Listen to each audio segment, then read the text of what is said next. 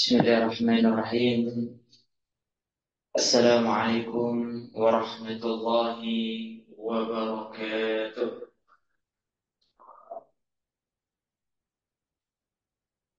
Alhamdulillah. Alhamdulillahilladzi bini'matihi tatimmus shalihat. Alhamdulillahi hamdan katsiran tayyiban mubarakan fihi. Nahmaduhu subhanahu wa nashkuruhu wa min kulli dhanbin nastaghfiruh. ونشهد أن لا إله إلا الله وحده لا شريك له ونشهد أن محمدا عبده ورسوله سبحانك لا علم لنا إلا ما علمتنا إنك أنت العليم الحكيم اللهم انفعنا بما علمتنا وعلمنا ما ينفعنا وزدنا علما تنفعنا به يا رب العالمين اللهم آت نفوسنا تقواها وزكها وأنت خير من زكاها أنت وليها ومولاها يا رب العالمين. Bapak-bapak sekalian, jamaah salat subuh Masjid Ar-Raudhah yang semoga dimuliakan Allah. Alhamdulillah, bersyukur kita kepada Allah atas segala limpah nikmat yang Allah karuniakan kepada kita semua, di mana dengan kenikmatan-kenikmatan inilah kita bisa beribadah kepada Allah, menghambakan diri kita kepada Allah Subhanahu wa taala. Semoga seiring bertambahnya kenikmatan yang kita dapatkan dari Allah, bertambah pula rasa syukur kita kepada Allah Subhanahu wa taala. Jamaah yang dimuliakan Allah, insyaallah dalam kesempatan kali ini kita akan melanjutkan kembali kajian kita di dalam membahas pembatal-pembatal keislaman.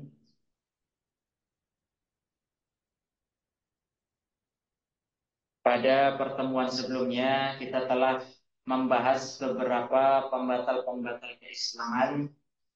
Adapun pada kesempatan kali ini pembatal keislaman yang akan kita bahas yaitu yang berkaitan dengan mengambil perantara dalam ibadah. Mengambil perantara dalam ibadah. Ini dalam bahasa para ulama, yaitu man ja'ala bainahu wa bainallahi wasaid yatawakkalu alaihim. Barang siapa yang menjadikan antara dirinya dengan Allah Subhanahu wa taala wasaid, yaitu wasilah perantara untuk mereka bertawakal kepada mereka dan seterusnya. Seseorang bertawakal kepada perantara tersebut, maka ini masuk ke dalam pembahasan mengambil perantara dalam ibadah kepada Allah Subhanahu wa taala. Perbuatan seperti ini, jamaah sekalian, pada dasarnya ini merupakan salah satu perbuatan yang dilakukan oleh orang-orang musyrik. Orang-orang musyrikin pada zaman jahiliyah, sebagaimana yang Allah sebutkan di dalam surat Az-Zumar ayat 3, perkataan orang-orang musyrik ketika mereka ditanya mengapa mereka menyembah kepada berhala. Mengapa mereka menyembah kepada berhala-berhala mereka? Maka mereka menyebutkan, mereka menjawab, ma na'buduhum illa liyuqarribuna ilallahi zulfa. Dalam surat Az-Zumar ayat 3, tidaklah kami mengibadahi patung-patung itu illa liyuqarribuna ilallahi zulfa, kecuali agar dengan perantara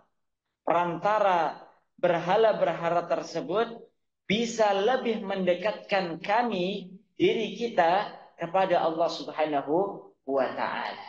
Jadi menjadikan mengambil perantara dalam ibadah itu adalah seseorang beribadah kepada suatu benda misalnya, ya, suatu benda misalnya yang diyakini dengan saya mengibadahi perantara ini saya bisa beribadah kepada Allah, lebih dekat dengan Allah Subhanahu wa taala.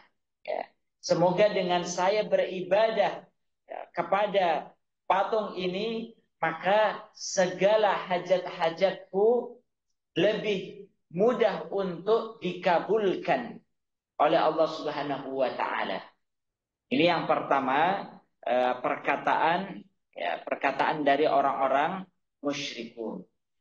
Begitu pula dalam surat Yunus ayat 18, Allah Subhanahu wa taala juga menyebutkan, ya, tentang perbuatan orang-orang musyrik ini.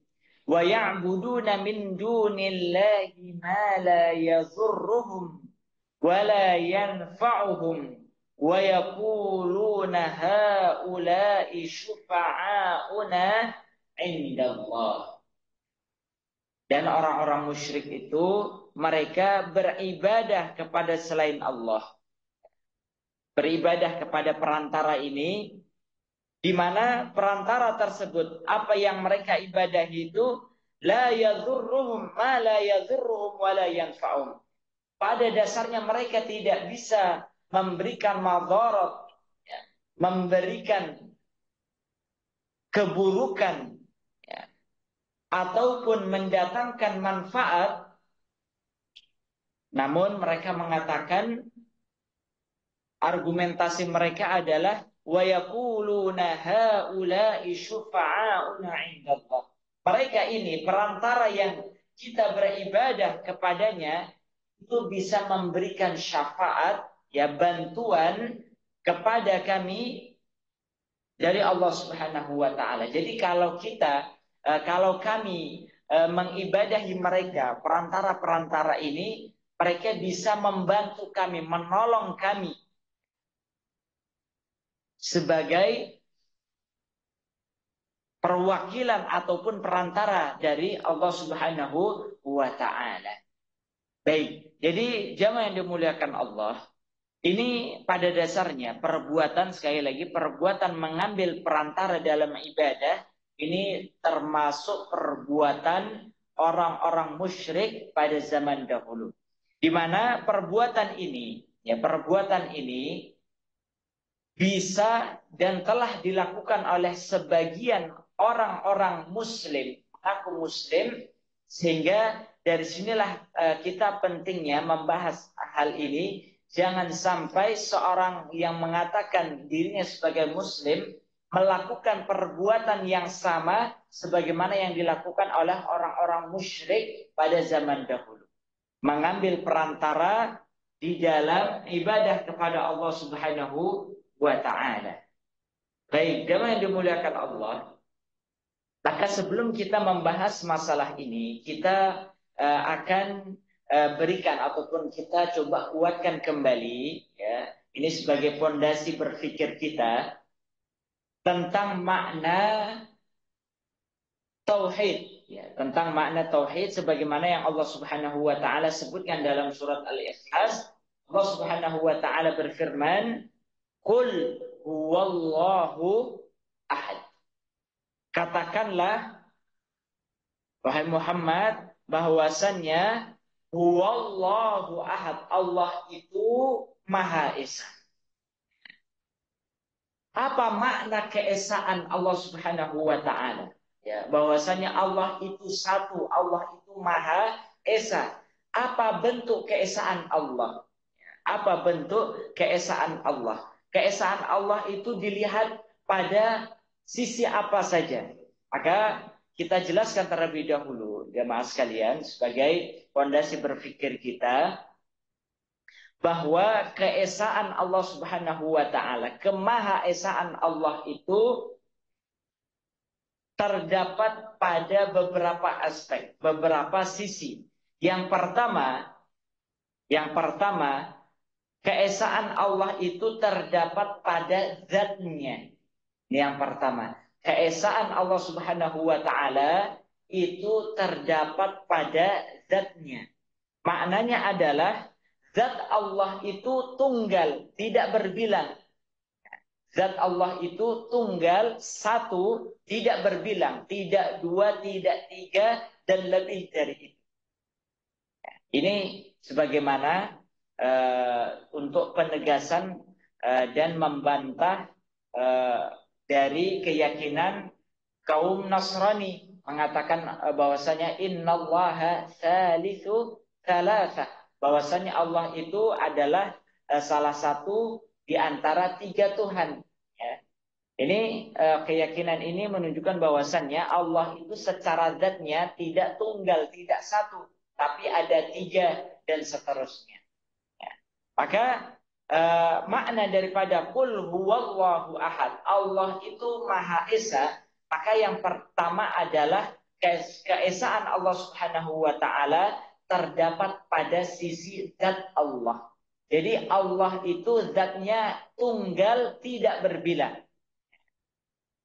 Baik, jadi kalau ada yang mengatakan bahwasanya zat Allah itu dua, tiga, ya, ataupun zat Allah itu ada pecahannya misalnya, ya, maka ini bagian daripada zat Allah, maka ini bentuk daripada pengingkaran bahwasanya Allah itu ya, tidak maha esa dari sisi zatnya, ya, sebagaimana yang diyakini oleh kaum Nasrani. Kemudian, jamaah sekalian, yang kedua, keesaan Allah Subhanahu wa taala itu terdapat pada sifat-sifatnya. Jadi, sekali lagi, zat Allah Subhanahu wa taala itu ya, kita keesaan Allah, kita meyakini bahwasanya Allah itu Maha Esa. Pertama tadi pada zatnya, yang kedua adalah pada sifatnya. Sifat-sifat yang Allah miliki itu ya, maka sifatnya adalah esa. Satu, apa maknanya? Yaitu sifat Allah itu maha tinggi. Dan tidak ada satupun dari makhluk Allah yang bisa menyamai dari sifat-sifat Allah Subhanahu wa ta'ala. Sebagai contohnya, sifat Allah, ya, Allah itu kekuasaan Allah misalnya. Ilmu Allah, ya. Manusia memiliki ilmu, makhluk ciptaan Allah memiliki ilmu, tapi ilmu Allah dengan ilmu makhluknya itu berbeda, ya. Maka perbedaan inilah yang ilmu Allah itu maha tinggi, ya. Sedangkan perbedaannya kalau antara ilmu Allah dengan ilmu makhluk itu bagaimana jemaah sekalian? Kalau ilmu Allah ya mencakup segala sesuatu, ya. Ilmu Allah mencakup segala sesuatu, sedangkan ilmu manusia itu terbatas. Ilmu manusia itu terbatas. Kemudian ilmu Allah Subhanahu wa taala ya itu tidak diawali dengan kejahilan. Sedangkan manusia kalau memiliki ilmu, maka sebelumnya mereka adalah ya, jahil. Sebagaimana yang Allah Subhanahu wa taala sebutkan, wallahu akhrajakum min butuni ummahatikum la ta'lamuna syai'a. Ketika kita dilahirkan dari perut ibu kita, maka kita lahir dalam keadaan tidak mengetahui apa-apa. Setelah itu kita belajar dan belajar, maka kita mendapatkan ilmu. Kalau ilmu yang dimiliki oleh makhluk manusia itu didahului sebelumnya dengan kejahilan, ketidaktahuan. Sedangkan ilmu Allah itu tidak didahului dengan kejahilan ataupun ketidaktahuan. Ini perbedaan yang kedua. Perbedaan yang lain adalah, ya, perbedaan yang lain adalah kalau manusia itu, ya, kalau manusia itu mendapatkan ilmu secara bertahap, kita itu tidak, kalaupun memiliki ilmu misalnya ilmu tentang agama kah, ilmu tentang dunia kah, maka kita mendapatkannya itu secara bertahap. Nggak ada kita yang misalnya insinyur mendapatkan ilmu tentang masalah ini langsung seketika, tidak. Membutuhkan proses. Ya, tahap demi tahap barulah kita mendapatkan ilmu tersebut.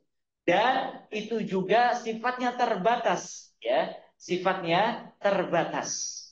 Sedangkan Allah Subhanahu wa taala, ilmu Allah itu, Allah memiliki ilmu itu tanpa adanya tahapan sebagaimana yang dialami oleh manusia. Ini semuanya menjelaskan bahwasannya, ya, salah satu sifat Allah berupa ilmu, maka sifat Allah itu sifat ilmu Allah itu maha tinggi, ya, dengan beberapa perbedaan-perbedaan antara ilmu Allah dengan ilmu makhluknya itu tadi. Sehingga dari sini eh, kalau ilmu Allah itu maha tinggi, maka ini menunjukkan bahwasannya sifat Allah Subhanahu wa taala itu adalah maha esa. Artinya tidak ada yang menandingi sifat-sifat Allah Subhanahu wa taala. Ini yang kedua, makna sisi keesaan Allah Subhanahu wa taala. Yang pertama pada zatnya, dan yang kedua pada sifatnya, jemaah sekalian. Kemudian yang ketiga, ya, keesaan Allah Subhanahu wa taala itu terdapat pada sisi perbuatannya. Af'al Allah Subhanahu wa taala, perbuatan Allah. Apa saja bentuk perbuatan Allah, seperti menciptakan, ya, menghidupkan, mematikan, memberi rizki, mengatur. Ini semuanya adalah perbuatan Allah Subhanahu wa taala.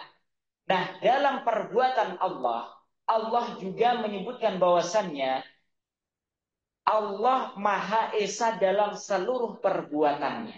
Artinya apa? Dalam setiap perbuatan-perbuatan Allah itu, ya, perbuatan-perbuatan Allah, maka Allah Subhanahu wa taala lah yang mampu untuk melakukannya. Tidak ada selain Allah yang mampu untuk melakukan hal tersebut. Contohnya, ya, Allah Maha Esa dalam penciptaan, menciptakan sebuah perbuatan, ya, perbuatan Allah. Maka perbuatan Allah berupa menciptakan ini, ada nggak yang menciptakan selain Allah?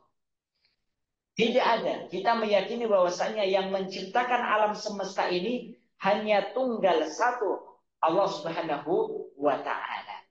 Jadi Allah Maha Esa dalam perbuatan mencipta itu tadi. Termasuk juga menghidupkan. Tidak ada yang bisa menghidupkan dan mematikan makhluk hidup kecuali Allah Subhanahu wa taala. Ini menunjukkan bahwasanya Allah Maha Esa dalam perbuatannya. Memberi rizki, ya, memberi rizki. Maka memberi rizki ini hanya bisa dilakukan oleh Allah Subhanahu wa taala juga. Dan perbuatan-perbuatan Allah yang lainnya. Sehingga dari sisi perbuatan Allah, af'alullah, perbuatan-perbuatan Allah, maka Allah juga dalam masalah ini Maha Esa. Tidak ada yang membersamai ataupun menyamai, ya, Allah Subhanahu wa taala dalam perbuatannya. Ya. Baik. Kalaupun misalnya Allah memberikan rizki kepada seseorang melalui perantara, ya, perantara orang tuanya, perantara atasannya, ya, majikannya dan seterusnya, ini bukan bermakna bahwasannya orang tuanya itu tadilah yang memberikan rizki kepada anaknya misalnya, ya, majikan kepada pembantunya misalnya, tidak. Ini pada dasarnya rizki itu berasal dari Allah Subhanahu wa taala. Baik. Nah, jamaah sekalian, jadi tiga sisi bentuk keesaan Allah.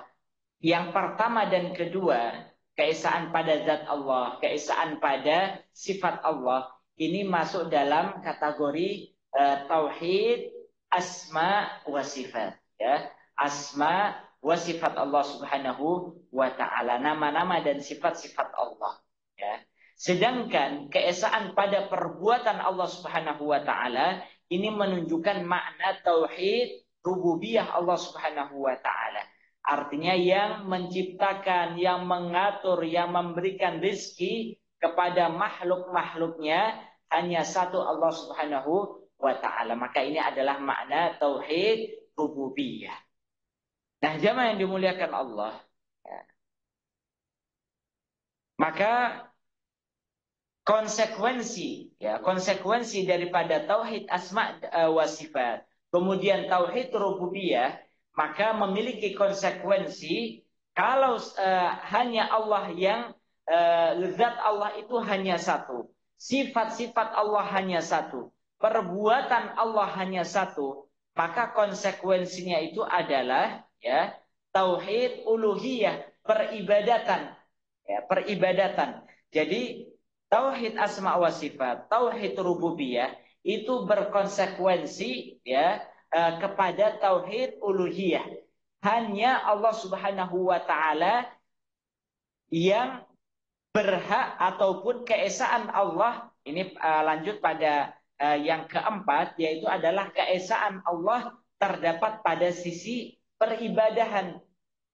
Jadi dalam masalah ibadah Allah itu juga esa, ya. Keesaan Allah terdapat pada sisi peribadatan, sehingga manusia tidak boleh beribadah kecuali kepada Allah Subhanahu wa taala. Contoh ibadah adalah doa. Doa ini adalah ibadah. Ad-du'a mukhul ibadah. Segala bentuk amalan doa itu harus ya ditujukan hanya kepada Allah, karena ini bagian daripada ibadah.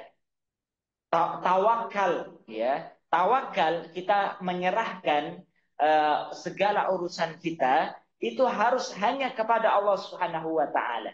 Ya, ini makna ibadah, menyembelih hanya kepada Allah Subhanahu wa taala. Ya. Baik, maka sekali lagi kita jelaskan konsekuensi daripada bahwasannya Allah itu esa dalam perbuatannya, esa dalam zat dan sifat-sifatnya. Maka ini berkonsekuensi bahwasannya seseorang harus mengesakan Allah dalam masalah uluhiyah ataupun ketuhanan, ibadah, ya, dalam masalah ibadah. Bagaimana, kenapa kok ini menjadi konsekuensi, jemaah sekalian? Cara berpikirnya seperti ini. Kalau Allah itu, ya, zat Allah itu berbilang, ya, zat Allah itu dua ataupun tiga, misalnya.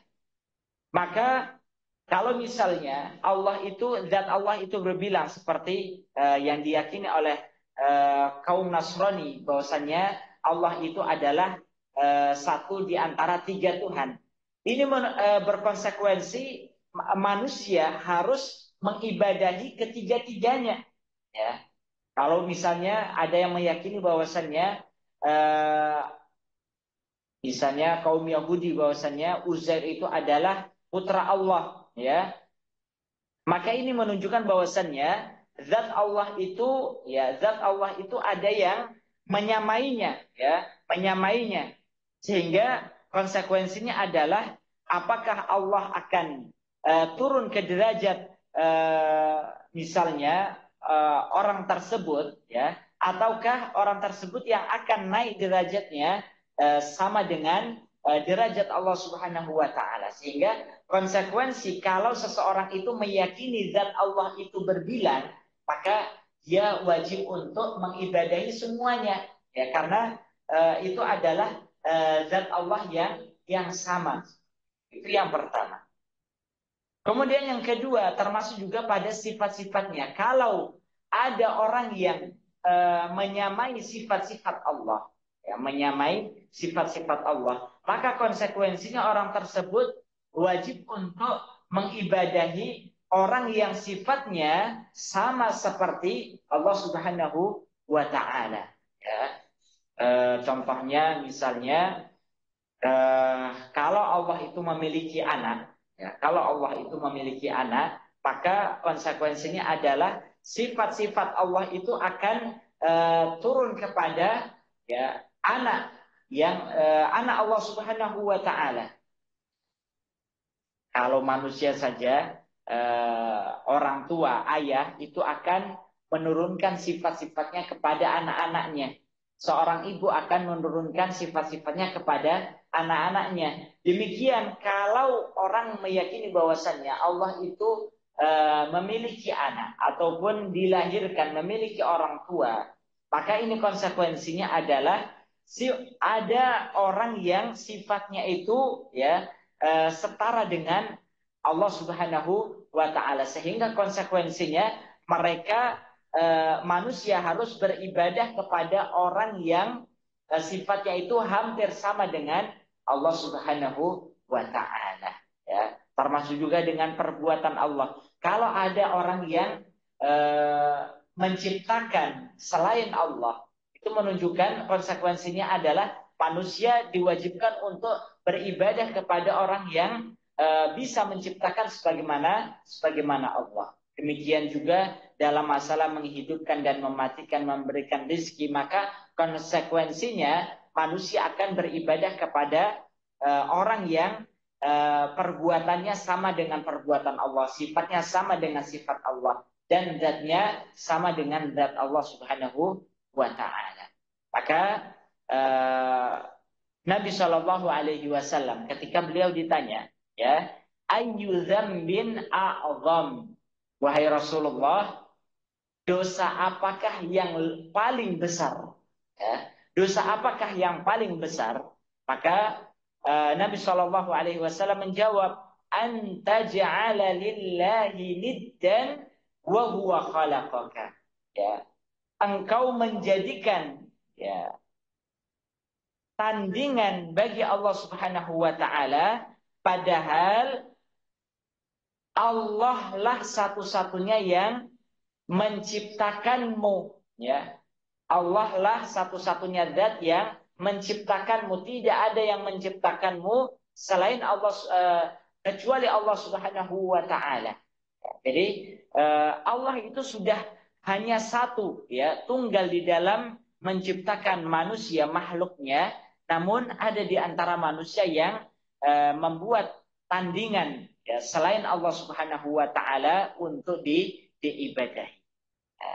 Baik, jamaah yang dimuliakan Allah, ini landasan berpikir kita. Jadi Allah sekali lagi memiliki sifat keesaan pada empat sisi, pada zatnya, pada sifatnya, pada perbuatannya, dan pada ibadahnya. Ya, ibadah hanya kepada Allah Subhanahu wa taala, tidak boleh disekutukan.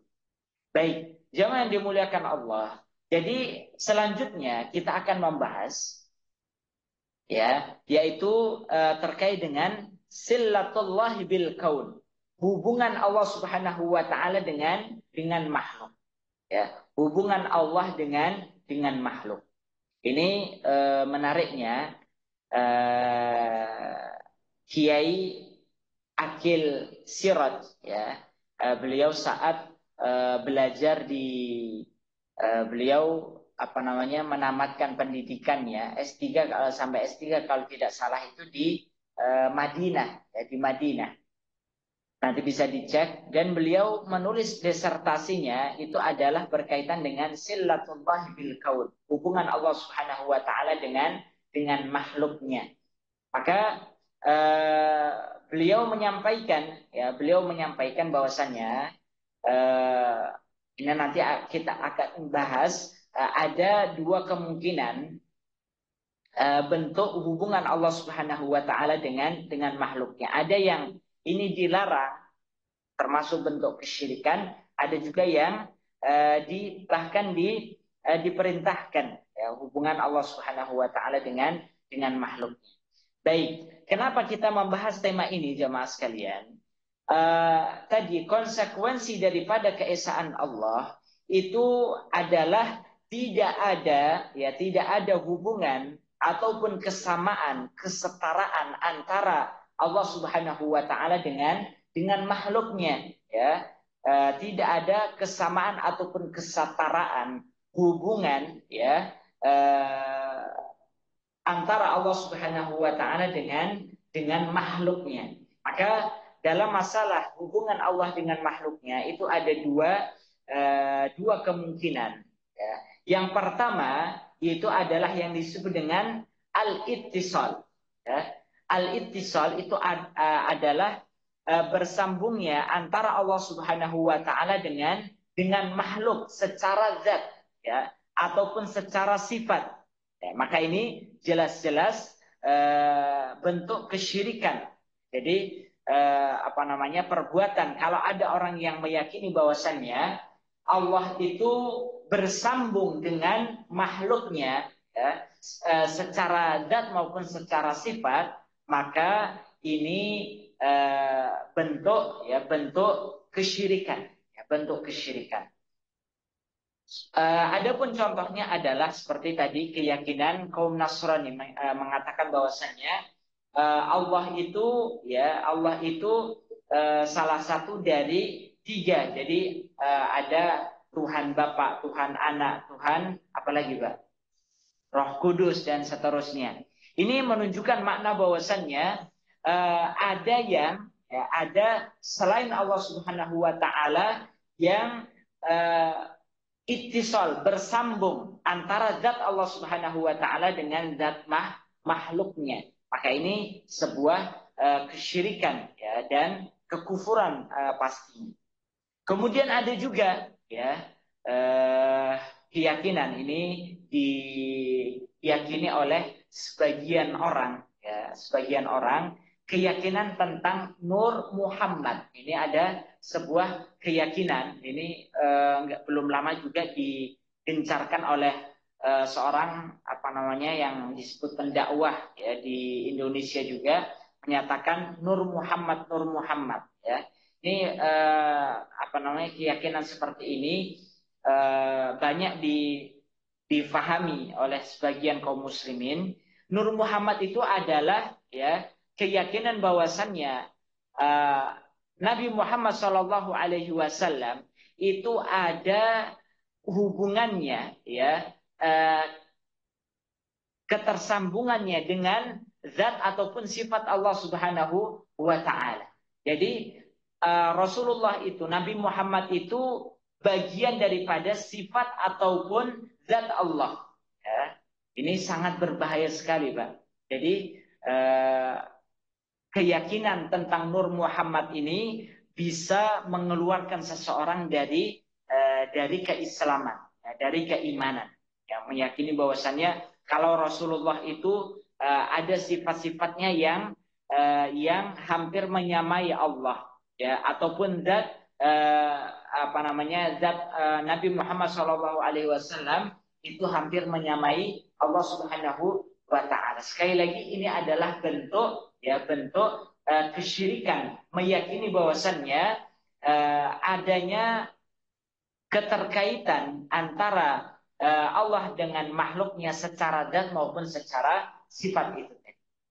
Yang lainnya misalnya keyakinan wahdatul wujud, ya, Allah bersama makhluknya, manunggaling wallah Gusti, ya. Jadi Allah itu ada dalam tubuh kita ataupun seorang itu Allah itu adalah bagian dari makhluknya, makhluk bagian dari Allah, sebagaimana keyakinan seorang yang disebut dengan Ibnu Arabi, ya. Ibnu Arabi ini seorang tokoh yang mengencarkan keyakinan tentang wahdatul wujud, ya, sehingga akhirnya apa? Kalau Allah itu satu dengan makhluknya, lantas siapa yang memerintahkan untuk beribadah? Siapa yang diperintahkan untuk beribadah? Nah, ini akhirnya seperti itu, Pak.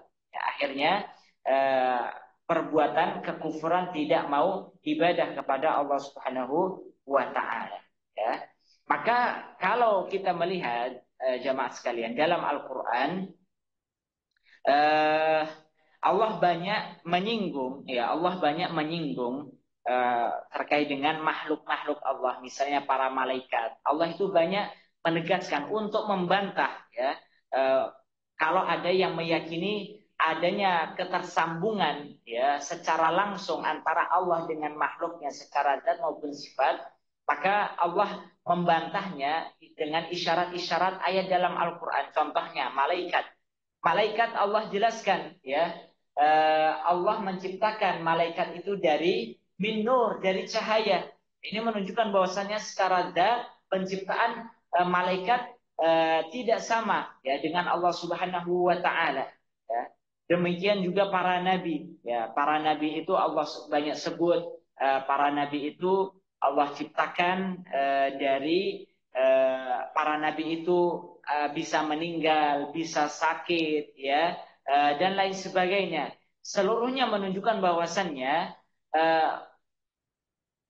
mereka-mereka ini ya makhluk ciptaan Allah ini meskipun mereka adalah makhluk Allah yang mulia, maka mereka tidak sama ataupun tidak bersambung dengan Allah baik secara zat maupun secara sifat.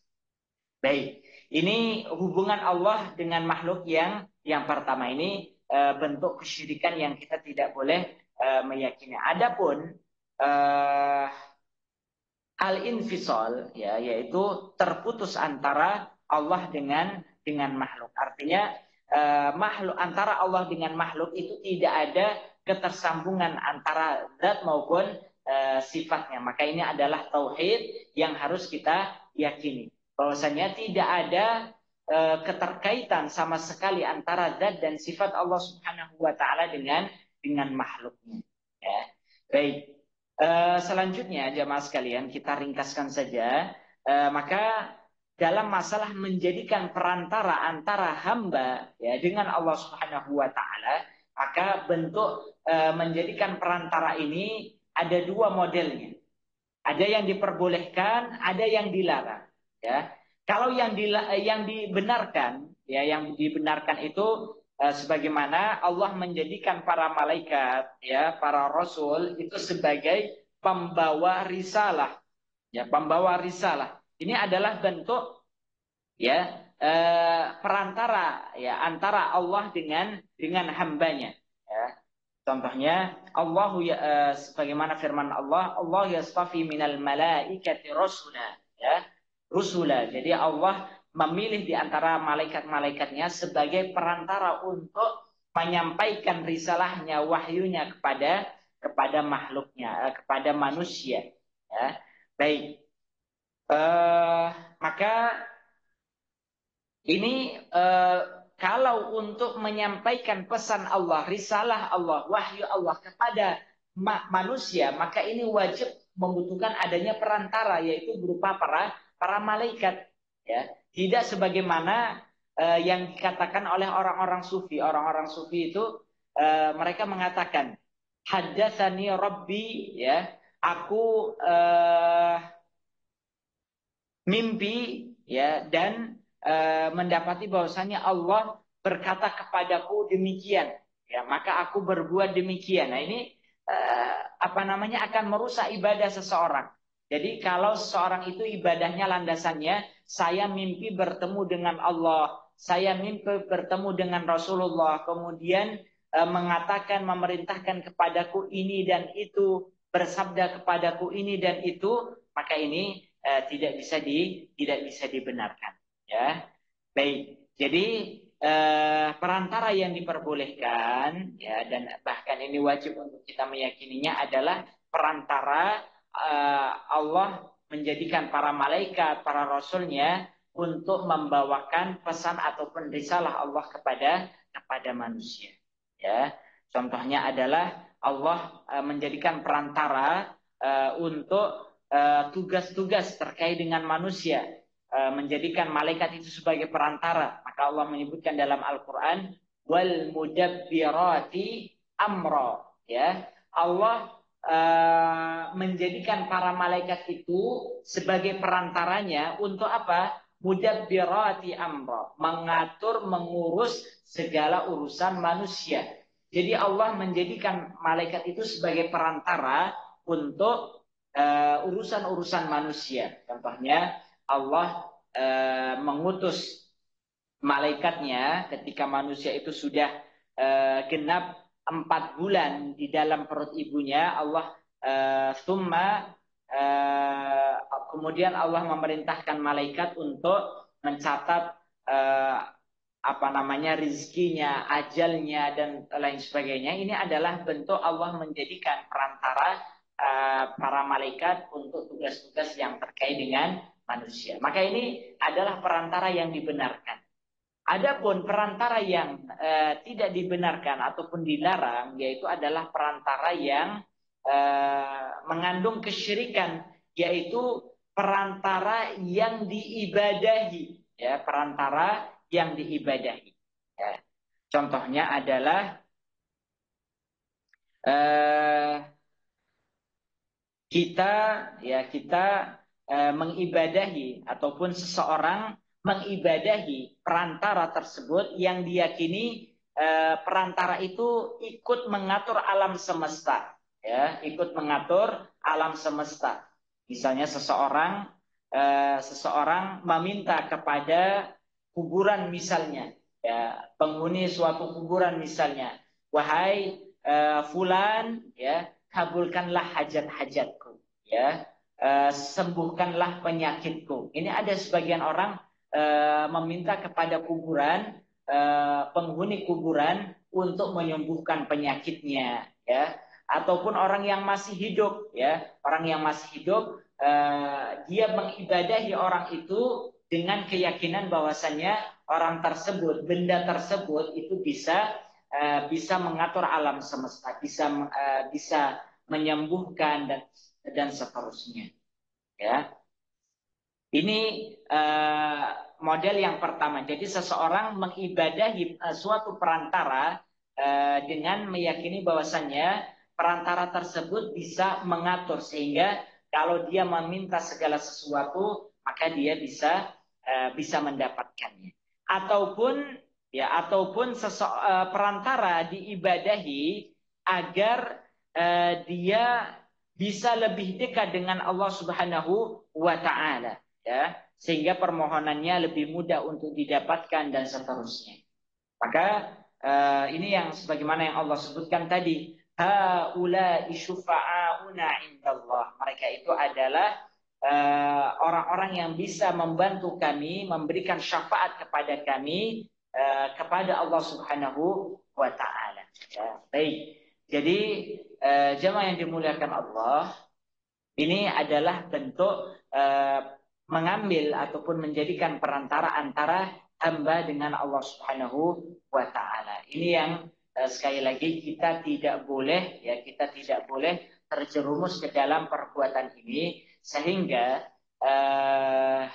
salah seorang ulama, ya, ini Imam Ar-Razi, beliau dari ulama dari kalangan Asy'ari, ya, beliau menyebutkan bahwasannya ketika menjelaskan tentang tentang firman Allah Subhanahu wa taala, wa idza sa'alaka ibadi anni fa inni qarib.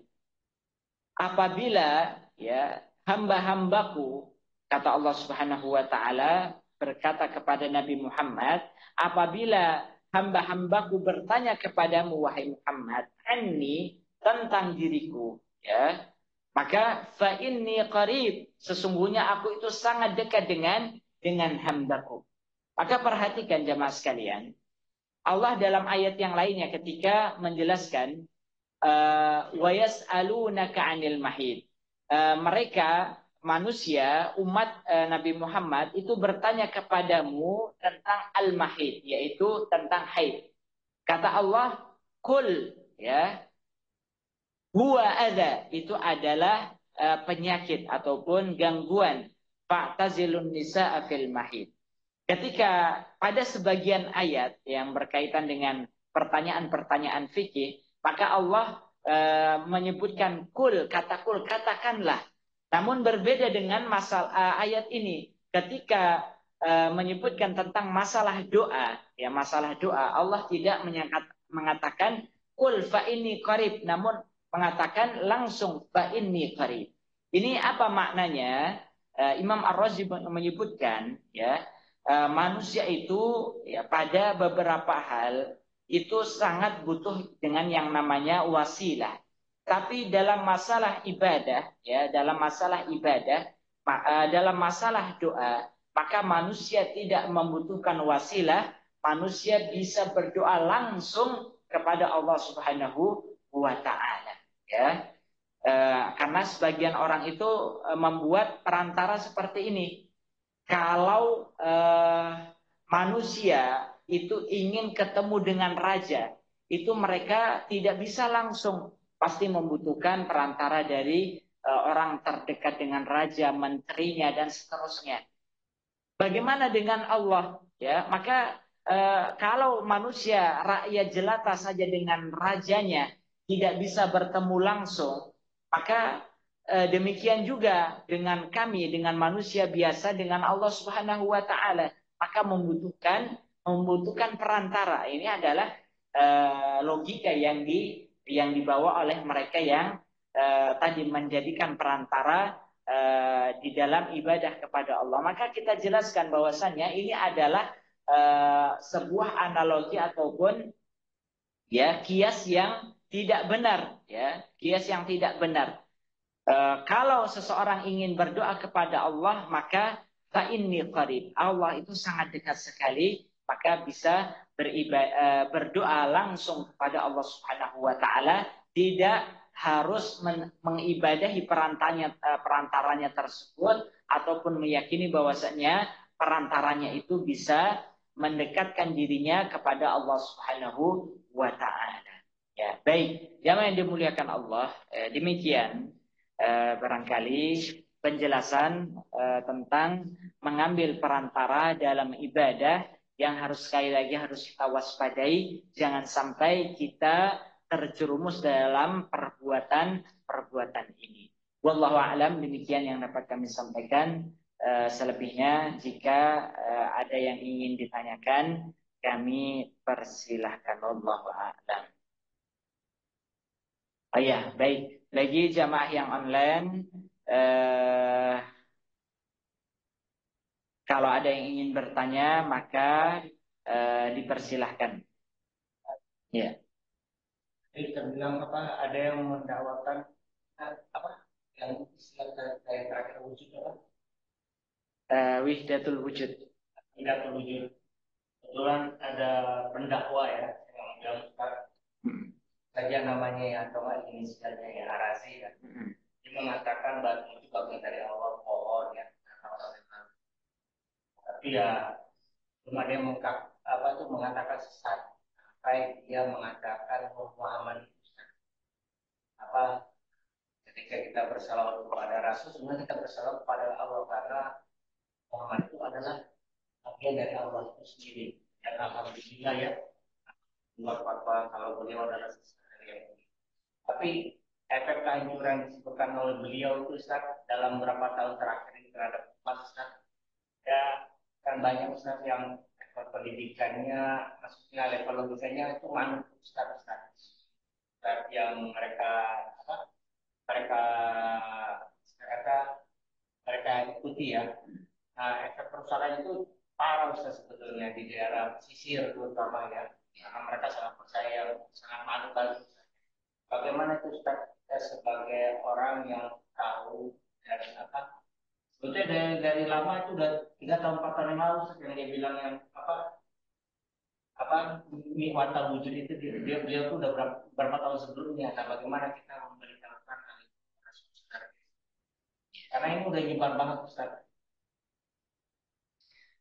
Baik, jadi jemaah sekalian, itulah bahayanya penyimpangan ataupun penyimpangan ketika tidak dijelaskan, ya.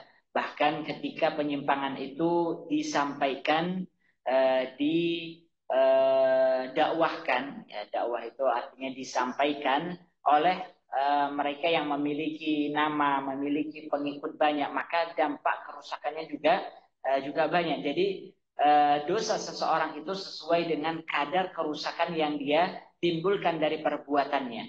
Kalau seseorang hanya misalnya dia melakukan satu dosa yang dampaknya tidak begitu luas, ya, maka dosanya mungkin dia berdosa, tapi dosanya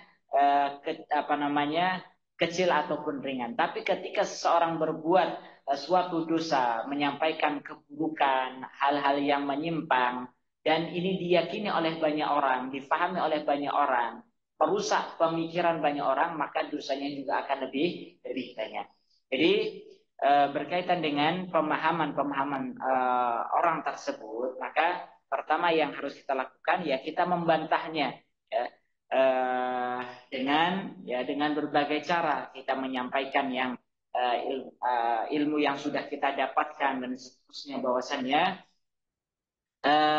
tidak ada, sekali lagi tidak ada kalau kita itu nanti pembahasannya dalam masalah silatullah bil kaun ya hubungan Allah dengan makhluknya, maka kita harus jelaskan para ulama sepakat bahwasannya tidak ada yang bersambung antara Allah Subhanahu wa taala dengan makhluknya secara zat maupun secara sifat ya, secara sifat. Sehingga kalau ada orang yang menyatakan seperti ini, maka pertama dia telah melakukan perbuatan syirik ya, menafikan keesaan zat Allah Subhanahu wa taala, ya, menafikan keesaan zat Allah ya, dan termasuk juga menafikan keesaan sifat Allah Subhanahu wa taala.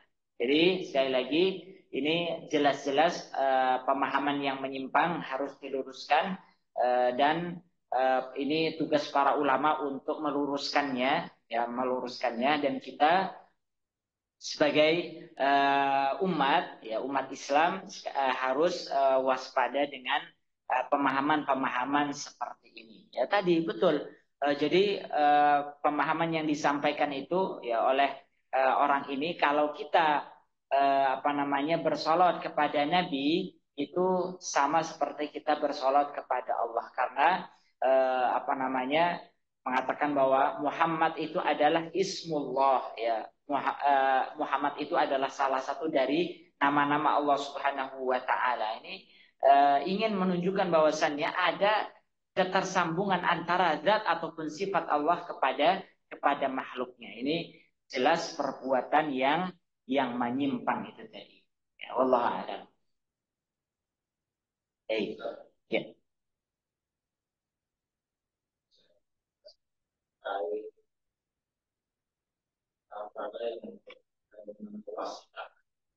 Dan tapi yang namanya tawasul perbedaannya seperti apa tawasulnya? Yang kedua, saya pernah dengar di dalam bahasa kitab-kitab sifat Allah itu ada wujud, yang lainnya tidak ada. Kita karena dalam makhluk ini kan melihat ada itu kasat mata. Jadi dalam ilmu hikam sifat Allah itu ada, yang lainnya tidak ada. Bagaimana? Baik, jadi perbedaan antara tadi menjadikan perantara dalam ibadah dengan istilah tawasul itu tadi. Makanya dalam masalah tawasul itu ada dua, tawasul yang diperbolehkan dan tawasul yang tidak diperbolehkan. Tawasul yang tidak diperbolehkan itulah yang kita bahas ya, yaitu tawasul syirik ya, yang sebagaimana yang dilakukan oleh orang-orang musyrik ataupun pada hari ini di umat Nabi Muhammad orang-orang bertawassul tadi dengan mengibadahi ya, meminta kepada seseorang, orang yang masih hidup ataukah orang yang telah meninggal berdoa kepada si fulan misalnya, wahai misalnya yang banyak dilakukan itu adalah kepada sosok seseorang misalnya Abdul Qadir Al-Jilani misalnya, wahai Syekh Abdul Qadir Al-Jilani, saya meminta kepadamu agar engkau menyembuhkan penyakitku. Maka ini jelas ya, ini adalah dia berdoa untuk meminta kesembuhan ya, di mana doa ini bagian daripada ibadah. Kemudian menyembuhkan suatu penyakit hanya bisa dilakukan oleh Allah Subhanahu wa taala.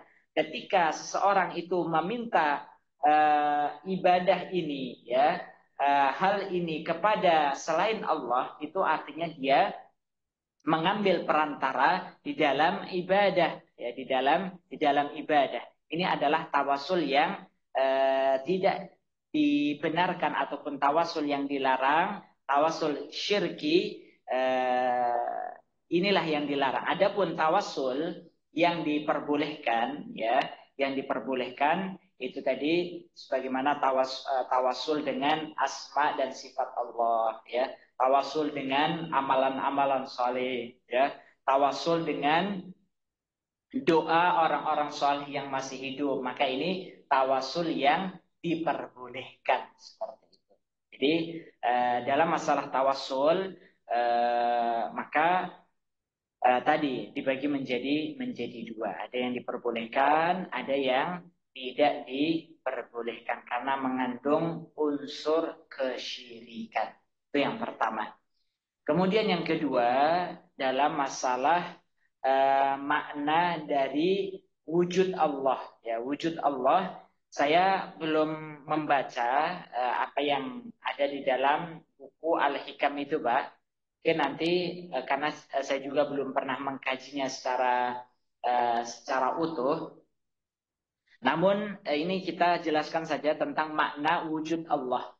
Jadi kita sebagai seorang Muslim ya, yang akidahnya benar dan seterusnya, kita meyakini bahwasannya Allah itu ya memiliki wujud, ya, zat, ya. Tapi bagaimana bentuknya, ya, sebagaimana apa namanya, Allah, ya, Allah memiliki tangan, Allah memiliki penglihatan dan seterusnya, pendengaran. Ini menunjukkan bahwasanya Allah memiliki wujud, ya. Allah memiliki zat. Namun keyakinan kita sebagai seorang Muslim Ahlus Sunnah wal Jamaah, kita cukup meyakini bahwasanya Allah itu memiliki wujud, ya. Allah itu memiliki wujud, dan ini apa namanya, keyakinan untuk membantah orang-orang ateis bahwasanya Tuhan itu tidak ada, ya. Maka kita sebagai seorang Muslim meyakini bahwasanya Tuhan itu ada, Allah Subhanahu wa taala itu ada, ya. Allah itu ada, itu makanya maknanya adalah Allah itu wujud, ya, seperti itu. Adapun apa namanya, zatnya dan lain sebagainya, bentuknya dan lain sebagainya, itu kita serahkan kepada Allah Subhanahu wa taala. Kita tidak boleh apa namanya, menanyakan bagaimana bentuknya dan seperti itu. Jadi memahami makna Allah itu wujud, ya, kita meyakini bahwasanya Allah itu ada, ya, tidak sebagaimana keyakinan orang ateis mengatakan tidak ada Tuhan itu, ya, tidak ada wujud Allah dan seterusnya. Saya belum begitu paham Allah itu wujud, selain Allah itu bagaimana? Selain Allah itu tidak ada itu. Baik. Kalau kita melihat sesuatu, kalau kita melihat sesuatu yang ada di dalam pandangan kita, ya itulah kita melihat Allah. Karena yang menciptakan itu Allah juga. Ya, jadi intinya di dalam memahami wujud Allah, ya, dan seterusnya, kita harus hati-hati, ya, kita harus hati-hati, dan kita mengambil ilmu ini dari sumber yang kredibel, ya, dari ulama-ulama yang bisa dipertanggungjawabkan, ya, ilmunya dan seterusnya, sehingga kita tidak terjatuh kepada bentuk-bentuk kesyirikan seperti ini, karena ini sangat banyak sekali disalahpahami, ya, terutama dalam masalah keyakinan tadi wihdatul wujud, kemudian keyakinan Nur Muhammad dan seterusnya. Wallahu alam. Dan intinya juga Allah itu adalah ghaib, ya, sifatnya Allah itu adalah ghaib, sedangkan makhluk ciptaan Allah, ya, makhluk ciptaan Allah ada yang bisa dilihat oleh mata secara langsung, ada juga yang ghaib, ya, seperti malaikat, seperti jin. Ini adalah Allah menakdirkan mereka, manusia tidak bisa melihat mereka secara langsung, seperti itu. Wallahu a'lam. Baik. Yang lain? Kalau misalkan ada praktek-praktek titip doa kepada orang yang berhaji, apakah termasuk tawasul, dan apakah itu termasuk Baik. Itu termasuk tawasul, ya, meminta agar seseorang itu mendoakan. Dan ini juga sebenarnya anjuran secara umum, ya, anjuran secara umum untuk sesama muslim saling mendoakan, ya. Dalam ayat Al-Qur'an banyak Allah memuji sifat orang-orang beriman, walladzina yaquluna rabbana,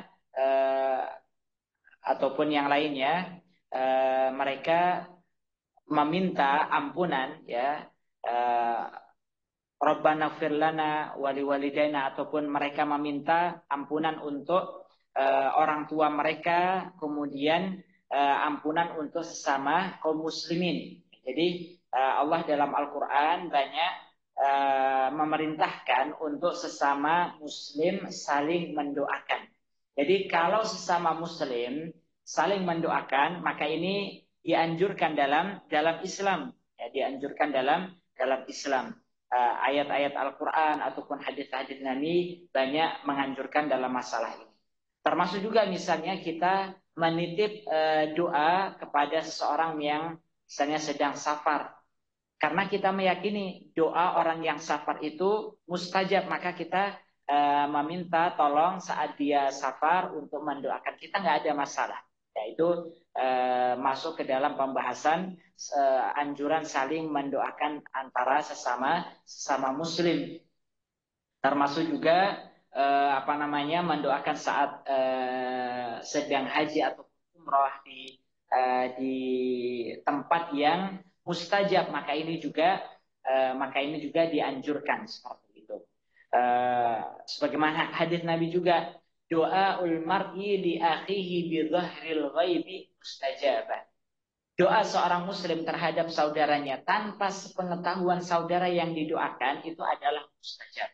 Ini menjadi dalil untuk saling mendoakan, ya, saling mendoakan, ataupun dalil untuk meminta doa dari saudara sesama muslim seperti itu. Itu yang bisa kita jelaskan, wallahu a'lam. Jadi diperbolehkan. Ada yang dari jamaah online Zoom atau yang lain? Cukup? Ya. Baik, jamaah sekalian, alhamdulillah demikian yang bisa kita kaji dalam kesempatan kali ini, membahas pembatal-pembatal keislaman yang telah kita bahas, yaitu mengambil perantara dalam ibadah. Ini satu perbuatan yang diwariskan oleh orang-orang musyrik pada zaman dahulu dan diamalkan oleh sebagian dari kaum muslimin. Maka perbuatan ini harus kita waspadai, jangan sampai kita melakukan perbuatan sebagaimana perbuatan orang-orang musyrik pada zaman dahulu. Wallahu a'lam, mungkin hanya ini yang dapat kami sampaikan, lebih dan kurangnya kami mohon maaf. Kita akhiri dan sempurnakan majelis kita dengan membaca hamdalah dan doa kafaratul majlis. Alhamdulillahirabbil alamin, subhanakallahumma wa bihamdika asyhadu an la ilaha illa anta astaghfiruka wa atubu ilaik. Aqul qawli hadza wa astaghfirullah li wa lakum. Assalamualaikum warahmatullahi wabarakatuh.